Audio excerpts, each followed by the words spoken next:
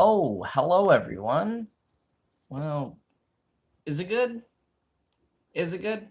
All right, camera set. It's charging. It is going to stay charged this entire time, unlike the last time. The lighting is absolutely horrible in here, and I apologize for anybody watching later, but nothing I can really do about that now, can I? All right, so I guess today we're going to talk about, what should we talk about today? Oh, that's right. Is. Well, that's really uncomfortable having my head like that up against the light. There's really not a lot of other light in here, honestly. The lighting is absolutely terrible. But you know what? You didn't come here for the lighting, random person who just came in. You came here because you want to see Michael learn stuff. And you know what? Michael is going to learn it all, every little bit of it, every everything in this live stream. If there is something I haven't learned by the live stream, I will guarantee your money back. Your money back guaranteed by the end of this live stream. So what should we start with? Well, I guess we'll start with philosophy for dummies. Because you know what? I'm a dummy. And if you want something specifically you want to talk about, please put in the live chat because we have the live chat going. Yeah, the live chat is going. So just comment on what you want me to learn about. Hopefully feasible, because all I have are books in front of me because my phone is the verbiage of the live stream. My girlfriend is not here with me. She is currently asleep, so this is not an episode of Main and Mike like I originally planned. We're in the middle of unpacking and repacking everything because we're moving to South Carolina in the next month, and it is very uncomfortable. Everything is very uncomfortable right now for me because I am trying to gather up everything I own and move to a state I've never been to before. But that's okay. That's okay. It's all right. You know what? Screw it. Philosophy. Let's see what other books I have. Let's see. So I've got a ton of books.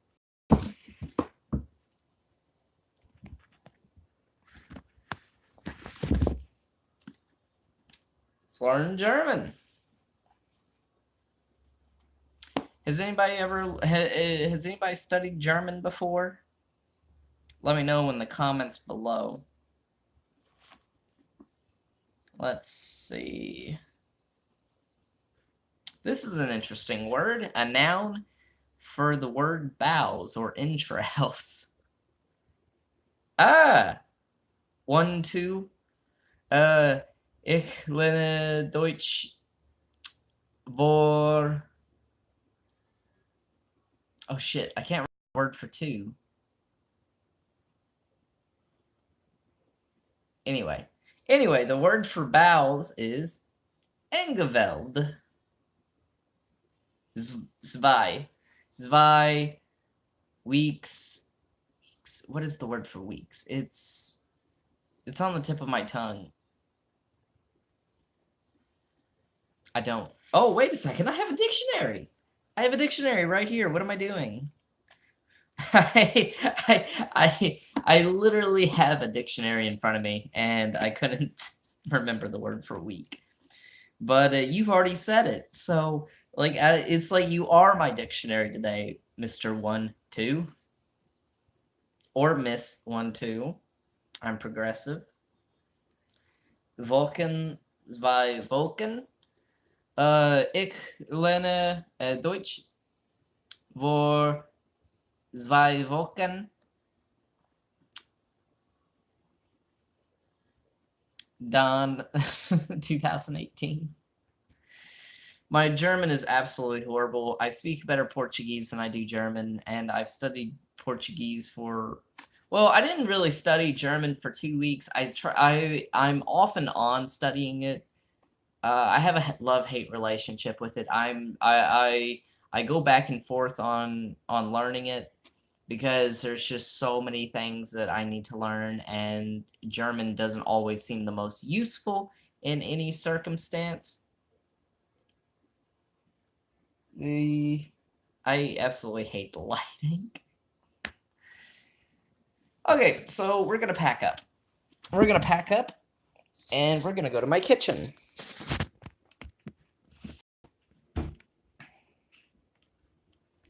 Where I think the lighting will be slightly better. Yeah, I think it's slightly better in here.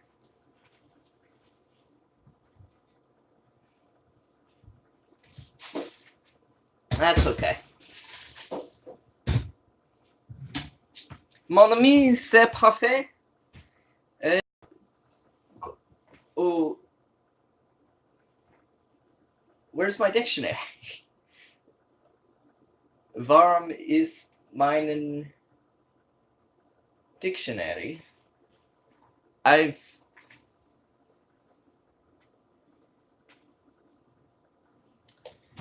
lost my book. So, what the hell? Where did my book go? I literally just had it. Huh. Well, luckily, I can always go back to Mandarin. Because I just happen to have a Mandarin thesaurus and functional reference grammar in my little kitchen in here. I'm gonna go grab my beer.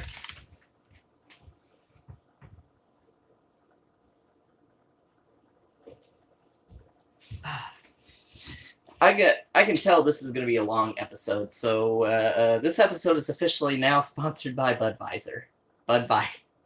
Budweiser. It's the only study companion you need when you're learning Mandarin or any language. Just let me know if you want me to talk about any language, because I'm sure I've studied something about it at some point. So, this workbook is a functional reference grammar. It has 1,000 points on Mandarin grammar. And yes, Mandarin does have a grammar, people. It's so weird that people act like there's no grammar to it. There's clearly a consistent structure with everything that you say. 我人本说葡萄话. Today, I am speaking Chinese. The 人天, which is today, will go in front of 我, which is I, and the rest of the sentence kind of just goes from there. The topic normally comes near the beginning of the sentence, and it's really hard for a English speaker to figure out what exactly the topic is in a sentence. I mean, you know what the topic is, obviously, because you know what you're talking about, but it's hard to determine when, like, how the sentence is going to form if the topic is normally translated all the way at the end of the sentence rather than the beginning of the sentence. Should 普通话, which is mother tongue in Mandarin, go at the beginning of the sentence? Maybe. Should the sentence be 普通话我人天说? Maybe.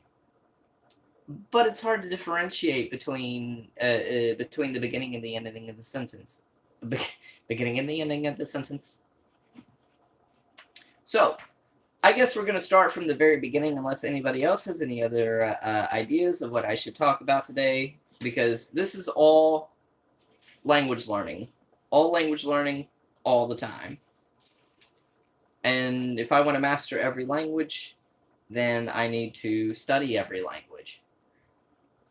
Okay. Now, this one means the book, I bought it. 是我买了 shu is book in Mandarin, wo is I, and mai is by. And then you add lei, and then boom, it means I bought the book.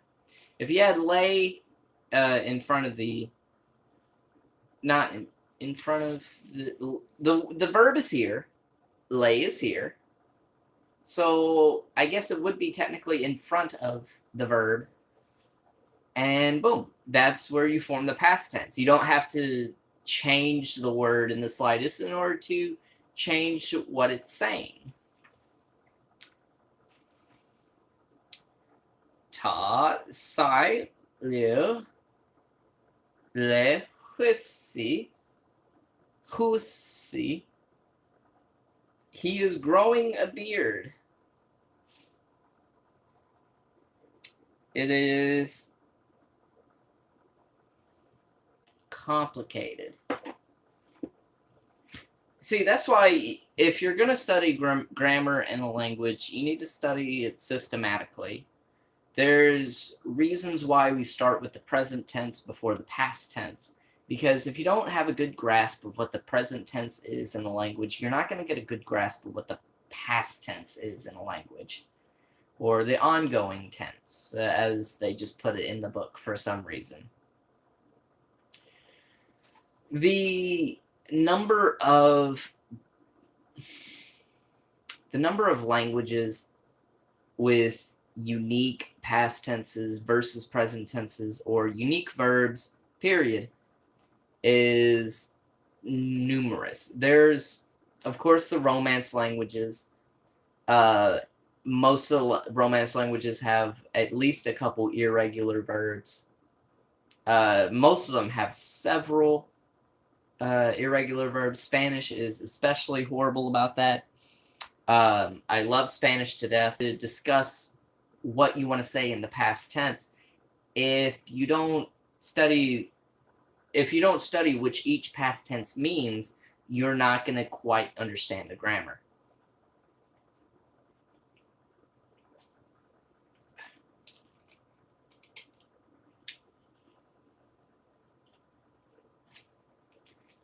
Welcome to our viewer here.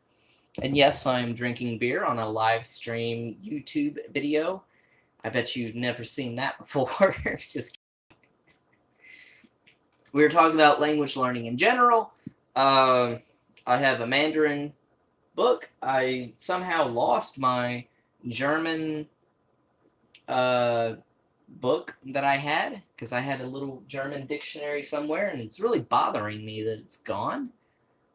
But you know what? Not going to worry about that too heavily. Not going to worry about that. I'm just going to... I don't live in the past. I don't live in the imperfect tense. I live in the now. I live in the present. Yo vivo en el presente. Y ahora yo necesito continuar con la gramática del chino, Mandarin grammar. Though it translates more closely to Chinese, but I mean, obviously, you know, there's more than one Chinese language. Which is so weird when people say, oh, are you learning Chinese? And I'm like, no, there's more than one Chinese language. You can't just say, yo, looks like you're learning the Chinese today. Like, no, I'm not doing that. Not doing that. Because there's more than one Chinese language. There's Hu, there's Cantonese, there's Mandarin, all of which are mutually unintelligible with each other. If you know Mandarin, you don't necessarily know Cantonese too. You don't necessarily know Hu. You don't. Even the dialects. I learned today that even the dialects between them don't necessarily go mutually intelligible with each other either. For instance, if you're from Taiwan, which is a separate country, technically, from mainland China, of course, but they still view themselves as China. If you speak Taiwanese Mandarin, somebody from Beijing, China, may not necessarily understand you. which is very true with a lot of languages around the world. If you speak Haitian French, you're probably, I mean, you'll probably at least understand quite a bit of what somebody from Paris is saying, but you're not going to get everything. And if you speak Swiss German, you're far less likely to understand somebody from the main German country because of the differentiations in both accent and dialectical vocabulary.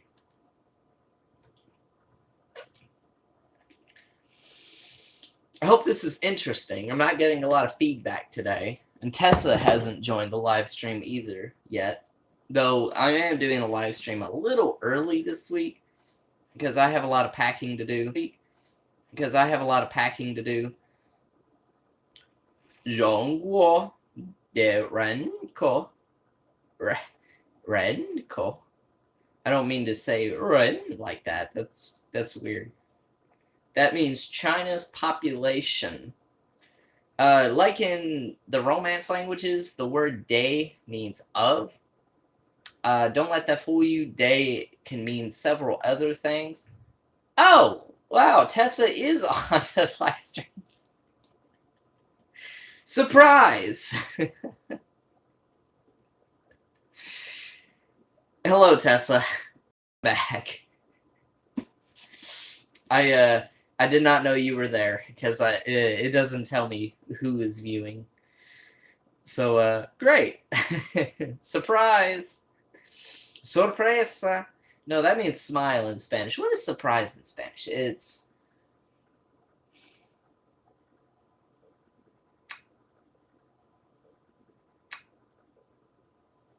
I don't know. I don't know the word for surprise in Spanish. That's okay. It's okay. But sorpresa is a cognate. But sorpresa is a cognate in Spanish. I mean, it looks like a cognate with surprise, but it actually means smile in Spanish. So surprise. Sorpresa doesn't mean surprise. 学校的教员 school's teaching staff. The surprise cognates? Heck yeah. The surprise not cognates? Heck yeah. I goofed up. I made a mistake. I said the wrong thing. Chen Shan de course. The buttons on the shirt. Oh, I guess I should take the lid off. Honestly, I don't know why I keep the lid on if I'm just gonna drink more of it later. Oh, this is the Mandarin word for grammar. This one's useful. Yu fa Taiwan Hua de Yu fa. The grammar of Taiwanese. I guess they also view Taiwanese as to having a separate grammar as well. I can't confirm that because I don't know. I don't know anybody from Taiwan, so I can't confirm that Taiwanese is separate. But in any grammatical sense, but it is still mutually intelligible with mainland Chinese. The only real difference between the two would be in some dialectical vocabulary and the fact that Taiwan uses traditional characters, which are much more in content than Mandarin Chinese on the mainland, because in about 1920 or 1910-ish, they took all the traditional characters and they simplified everything. They simplified it so everybody could read Mandarin, and they would have everybody being able to read Mandarin. And that's where the distinction lies, particularly in the two Mandarin Chinese's. Taiwan uses those original characters, and the People's Republic uses the simplified characters. It makes more sense to use the simplified characters because it's a lot easier to have everybody read if everybody has the exact same script. Now, it doesn't fully make sense to study the traditional or the simplified because you really need to determine on your own where, like, who you're going to be speaking with or who you're going to be talking to. If you're going to be speaking with somebody from Taiwan, you're not going to want to use the simplified characters because they don't use that in the everyday. If you're speaking with somebody from the mainland China, you're going to want to use the simplified characters because that's what they use, and that's the easiest way for you to communicate with them. That's why keyboards on the laptop have both simplified and traditional character keyboards for Chinese grammar. Is everything making sense for you guys? Yeah, Wan de Tian Kong. The nighttime sky. Again, using day to kind of mean of. It's a very flexible word in Mandarin grammar. Jiao Kish de Shouju. Shouju. Ju. A receipt for the textbook. Not that I've ever bought a textbook in my life. Just kidding. I have like 12 of them.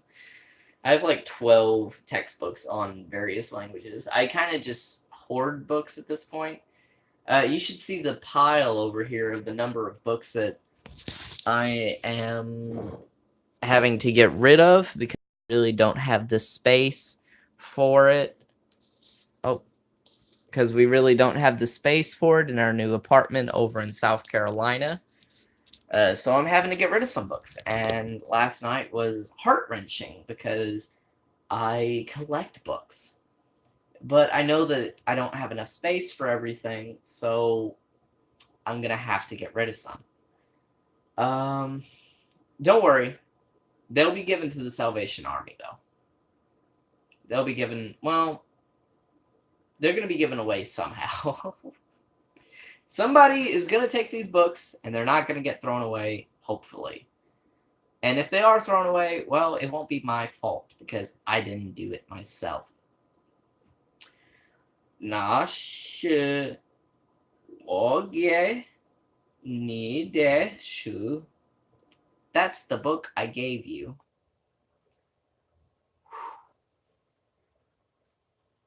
It's very difficult forming sentences on your own in Mandarin because of how different looking that it is.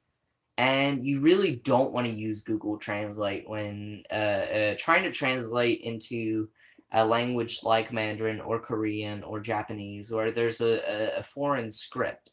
And the foreign script is mostly based on characters because they don't always use the characters that it looks like in there. The thirsty. The characters they use don't necessarily reflect the language that they speak all the time.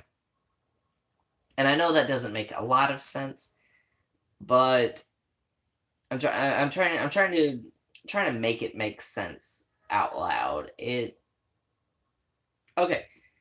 Let's say that you have a language with a bunch of different words. Like in English, it has a bunch of different words.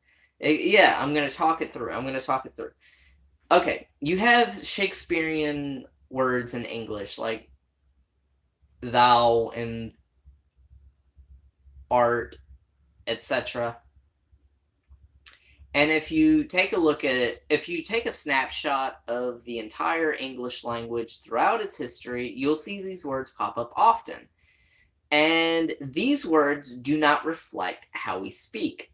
You don't go onto the street and be like, yo, thou art such and such, such and such. You don't do that because it doesn't make any sense. People do not use thou art such and such, such and such in regular speech. And the same way is with Mandarin. There's going to be characters that you see that have simply become outdated. And if you try to just Google translate it, it might use those outdated characters, and then you're not going to make sense to them. You want to actually study the characters, so then you know what does and does not work for the language.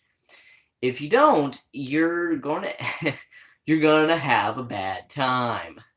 You're going to have a bad time.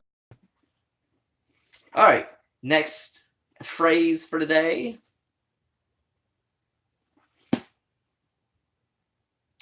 Hong de hua. A flower that is red, or a red flower. No. It can be either Hong de hua, or it can be Hong hua. The first one means a flower that is red, and then the second one is simply red flower. Ying de xiang pi, or Ying xiang pi. Rubber that is hard, or hard rubber. Huan de zhuo, a table that is round. What's up, Victor Gabriel? How you doing? What's up, boy? Oh. And now we just need Paula here now, and then like that would be the triumvirate, the three super fans. You know, I'm doing absolutely fantastic. I am so tired. I'm so tired. I did a podcast today for Silly Linguistics, and it took forever because we had a severe connection issue on her side. Her Wi-Fi and we ended up getting like 50 minutes out of the entire thing, but it took about 2 hours to try to make. I mean, at least we got an episode down, and we need to, I guess I need to like form like an ending to it or something, but my boss, Steve the Vagabond, he can do that. He does all the editing. I don't edit audio very well. I can edit videos though. I just don't have the time or the energy to edit every single video that I put up on here, which is why sometimes the quality isn't the greatest, of course. But you don't come here for the cool editing. You come here for for me talking about languages 24/7, and me vlogging about my life, and me trying to learn every language. Like the title says, I learn it all. I don't think I'm going to learn everything on this live stream, but I'm certainly getting there. The podcast, we talked very, very interestingly about the French pronoun system and how it has been resistant to change over the years as women received a more prominent role in society. There was a lot of resistance to allowing more feminine pronouns into the grammatical stage. And we compared that to the Latinx movement that introduced neutral pronouns to the Spanish grammar. I like German. I like German for that very reason. The fact that there's there's der, das, and die. Yeah, it was an absolutely incredible discussion. I just wish we had more of it, but by the time we got 50 minutes down and it was 2 hours later, it was just my head was killing me. I didn't want to die Frau. Yeah, die Frau doesn't really wait, das. And then there's the personal pronouns like meinen, seinen. I need to get back into German. at some point. But I'm trying to learn Portuguese right now. I'm trying to learn Portuguese, so I can't really like focus on another language at the moment. And obviously I'm trying to learn Mandarin too, I guess. Because I keep coming back to Mandarin in every single video that I do.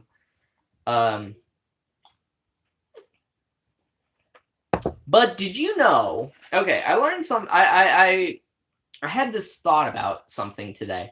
Did you know that Arabic and Mandarin have something very common? They have something in common that you wouldn't expect. In Arabic, especially modern standard Arabic, I don't know too much more about the dialects because I've never studied the dialects themselves. But in modern standard Arabic, they have roots in each and every word. I can't think of any of the roots right now, but there's a particular root for book, and that root will pop up among several different other words that include that include the word book in it. And Mandarin is the exact same way, except for it has the little symbols instead, such as this means herb in Mandarin Chinese, and that is and you'll see that little symbol across several different Mandarin words. Yeah, it's the vowels. The vowels kill me in every language that I study. I'm just not able to master vowels like I fully want. French vowels are absolutely horrible. I I mean, whenever you can pronounce them.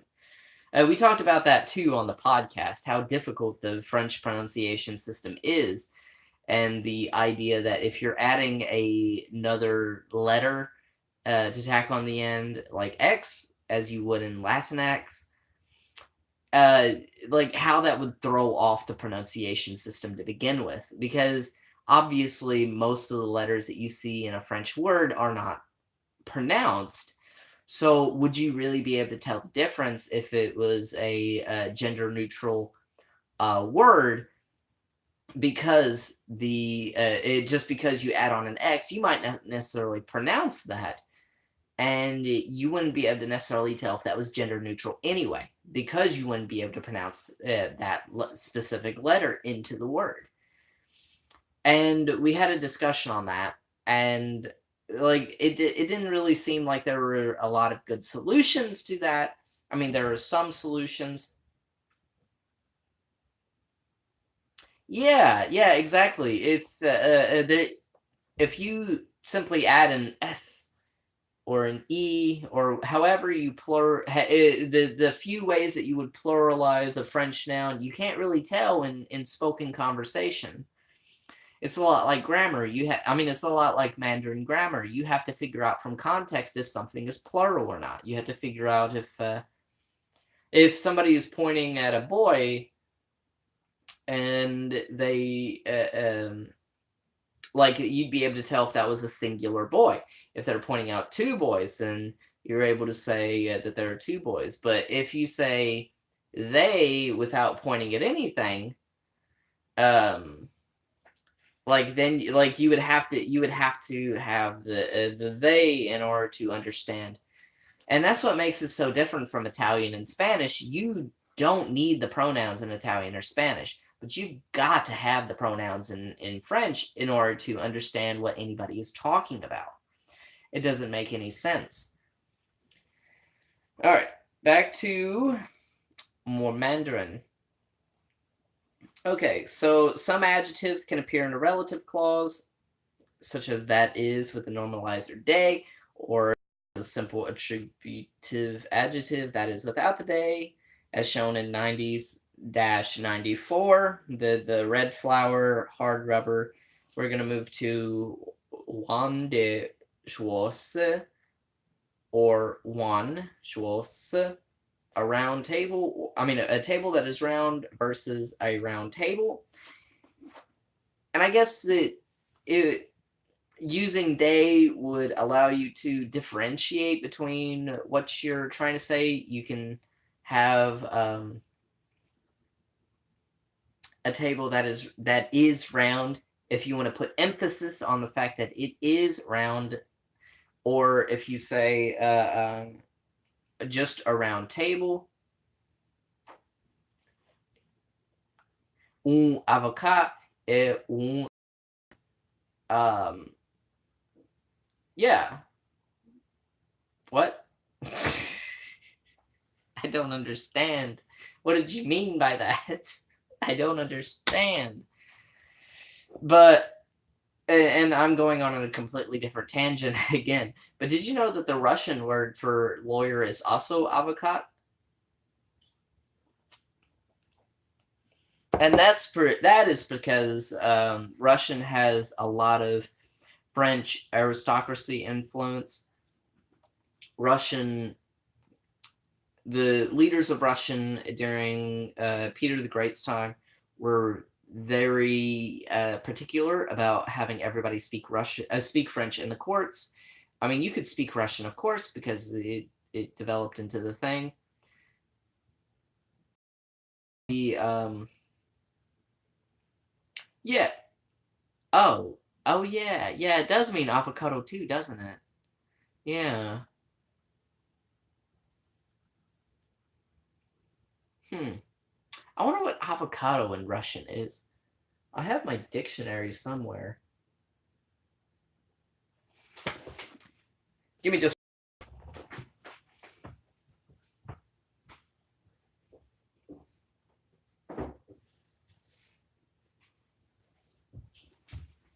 Okay. Oh, I love roots too.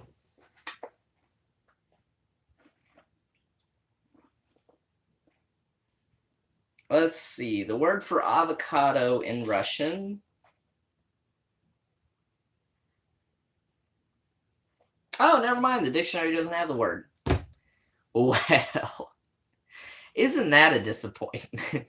You get up, you go all the way over there, and you grab it, and it's like, oh, there is no word for avocado in this specific dictionary.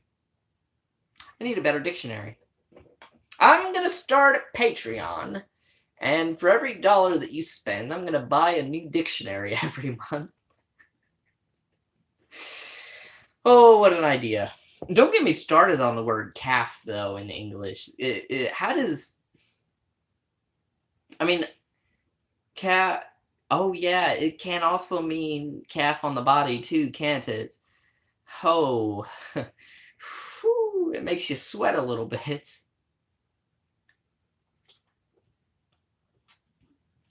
Probably. There are... I mean, technically, avocat is a loan word, too, from French. But they probably just use the French word avocado. I mean, it's not like they have a lot of avocado. In Russian, the weather isn't fit for it. It was never a part of their main diet.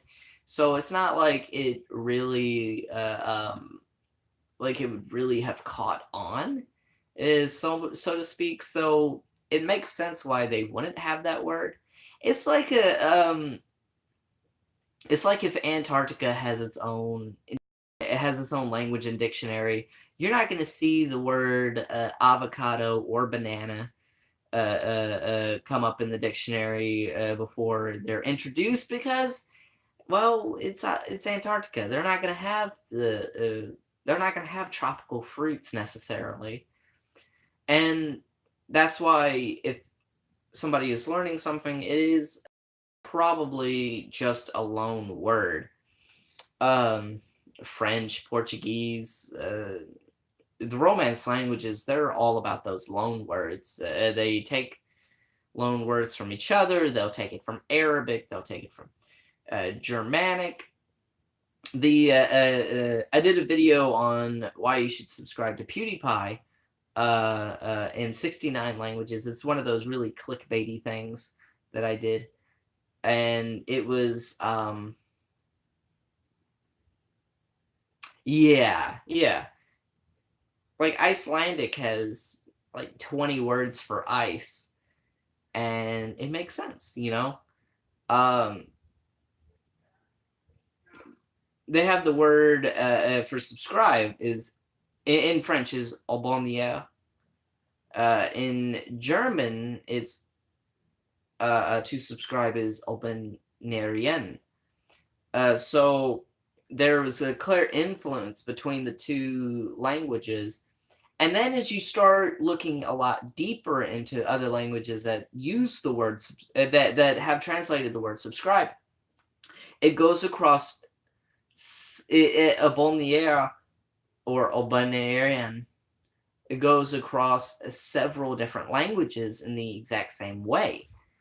And I found that really interesting as I was translating all these phrases, that so many people use the same root, the same cognate for the same language.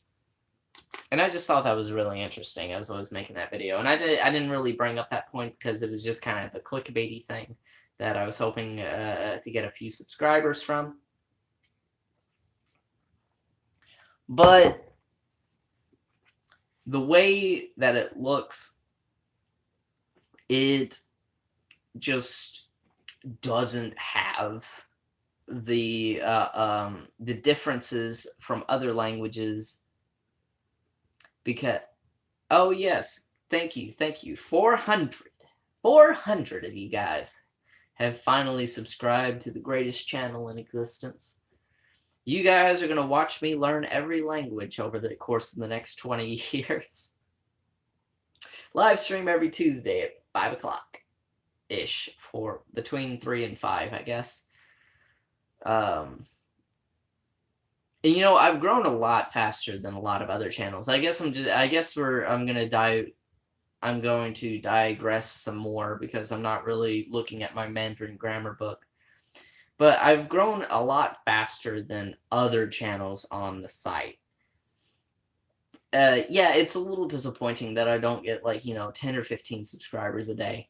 But considering that I started this back in the middle of November, and that's been about 2.5 months, I've gotten 400 subscribers. Most content creators on YouTube nowadays, when they first start out, do not get that unless they're like heavily promoting it. And I promote on Instagram and on the Facebook Silly Linguistic, and sometimes the Steve the Vagabond page whenever I have access to that, because I don't always like post on there unless like I know it's gonna get a lot of likes, because he's trying to do his own thing. Speaking of which, yeah, the holidays really affected me, honestly, because I work retail. It was so busy. I had to stop making a few videos, and then I was like, okay, I'm going to buckle down, and I'm going to just make videos in my free time. I'm going to edit videos, I'm going to make videos, I'm going to get back into the habit, and then boom. I did the habit of making videos every single day. And the most views... Exactly. The most views I ever got on a video was linguistic shit posting. I did a video on and I called all their jokes cringy on this Facebook group called Linguistic Shit Posting, and then I posted it into Linguistic Shit Posting afterwards, and it was a complete barn fire. But I got so many views on it. Did you? Yeah, I didn't get a lot of love off that video, honestly. A lot of people were like, yo, you can't make fun of us. You should literally kill yourself. And I was like, oh, okay, that's cool. It was... I did my best. I wanted it to be as funny as possible. And honestly, a lot of the jokes that I read just weren't that funny. They were just like inside jokes with themselves. And I told them that. And they were like, well, you had to be in the group for such and such period of time to really get the jokes. And you know, we've been inside joking forever. And I'm like, well, it's only like 1,000 of you, so does it really matter to me if I make fun of your group? I eventually left the group because they were trying to decide what they were gonna do with me. I think they were wanting a few of them were calling for me to be openly boxed, which means, you know, to reveal all my personal information to other people. Um, because I read a few comments. Yeah, I mean, I don't really care, honestly. Yeah, I'll tell you straight up where my address is if you want to know. I'll tell you straight up my phone number if you want to know and if you want to get a hold of me. Like, I don't really care because screw it, you know? That's just how life is. Some people take life way too seriously. They really did not like the fact that I had made a PewDiePie video, like 2 videos, maybe 1 video before the shit posting one. Because I guess it was a leftist group, and leftists believe that PewDiePie is just a literal Nazi. And I was like, okay. And I made one. I can't even remember what it was about, honestly. But I had made the video, and then people were commenting in the group that I was a Nazi. Like, how to translate translate bitch lasagna into other languages. Yeah, and it was a really fun video to watch. Oh shoot! I dropped my cap. My girlfriend would kill me. How to translate bitch lasagna into other languages, and I remember one of the comments was like, yeah, they really can be. One of the comments was like, "Oh, so studying linguistics is a Nazi," and then they did an apostrophe throws up in Jewish, and then another apostrophe. I was like, "Is that even something you can really say?" Like that is just so. They were becoming cringeworthy somehow.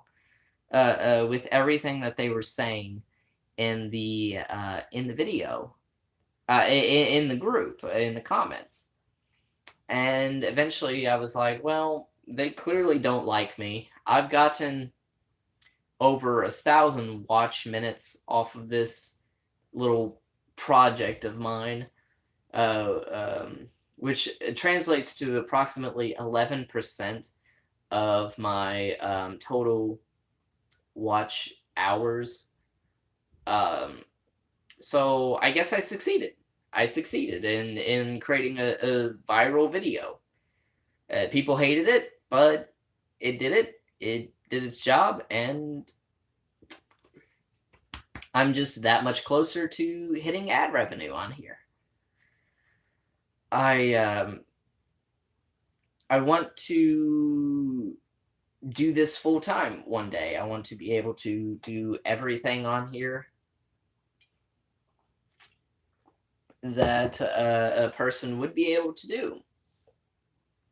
Oh, my phone is now on 12%. Very cool. That's cool. Okay, yeah. Alright, so I only got a few more minutes on here because I never frickin' charged my phone before these. I don't understand why I keep forgetting. My next viral attempt is why you should learn Italian. I'm doing a collaboration with another YouTube channel, creating a video, and then I'm gonna do something called Shit Americans Say. Basically, just a bunch of things that a stereotypical American person would say in a like in an everyday conversation, like, "Oh, well, American is the only language you should know." And I'm collabing with the person that I did a podcast with today, and I think it's going to be really funny. I think it's going to be really funny. But viral attempts are probably the best way for me to gain more subscribers and the view times that I need in order to really push for my content to go mainstream. I honestly couldn't tell you how many subscribers I really have at any given point because the numbers fluctuate every single day. Yesterday I had like 403 subscribers. Yeah, it's just it's absolutely ridiculous how many hours that I need. But I understand too because they're not going to waste precious ad resources on a nobody. But again, I also need to get the number of subscribers in order to become not a nobody either. The what was I even saying? I have a terrible memory, especially when I've been drinking. The number of people that will watch the video and then not subscribe is weird to me. I'm like, if you watch the video for any period of time, you should probably just subscribe if you like it. The amount of I had a thought. What was I thinking? The YouTube Studio tool is really shitty too. It fluctuates in number of likes, it fluctuates in the number of subscribers every single video. And I have no idea what my actual numbers of subscribers are or what my number of actual likes are because the way that it fluctuates in the app. When I did the 400 subscriber special, I had 400 subscribers. And then right after I posted it, I had 399 subscribers. And I was like, ooh, quit watching. Did I say something wrong or something? But it's hard to tell if people actually are subscribed or not. I can't tell. And you know what? Screw it. You just gotta keep pushing the content every single day until people subscribe and you'll then eventually you'll hit the mainstream. I'm not doing anything too gimmicky here. I'm not doing animation because animation studios are really popular on YouTube. I'm not making a lot of music videos. Gotta keep going. Gotta keep keeping on. Gotta just keep making the content. Yeah, exactly. Gotta keep having the content, having it thrown out there. As I'm making a new video every single day, I don't. My growth is still phenomenal compared to gaming channels and whatnot.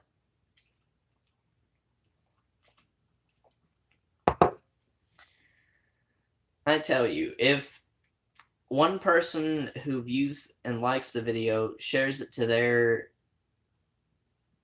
social media device every video, I would probably gain at least 1 or 2 new subscribers every single video and then hopefully keep the subscribers. I think about this all the time because I want to eventually make money off of this and I want to get a sponsorship. I talked with somebody from the Upanda app a few days ago, and they are willing to give me a sponsorship, but they're trying to think about their next game plan because they only have a couple thousand downloads so far on the App Store. But my podcast is a lot more popular than the YouTube channel. It has a far larger number of people, has a far large number of views per episode every single week, and that's where the sponsorship would be particularly useful for them because they would be able to grow out there. They would be able to grow from the podcast, though not necessarily from the videos. And I was hoping to earn a little bit of extra money, but I don't know if they're going to end up sponsoring me or not. But, here's hoping. anything that can allow me to go to part-time hours and then work on getting this content down fully every single day would probably be very useful for my eventual career on here. All right, so we are at 9% on battery power. I'm going to go ahead and say let's sign off for today. Next Tuesday. Oh, now it's at 5%. Okay, now it's at 5%. Next week we're going to do the exact same thing. Bien thought. Just want to say it just jumped from 9% to 5% in like a second. I was like, oh boy, I guess I'm gonna have to stop the live stream now. Interesting. Next Tuesday, same time, same place, between 3 and 5 Central Time, my time. And I hope you all have a wonderful day. Oh, and make sure to subscribe to this channel. Wait, how do I exit? How do I exit off of here? Okay, now I know.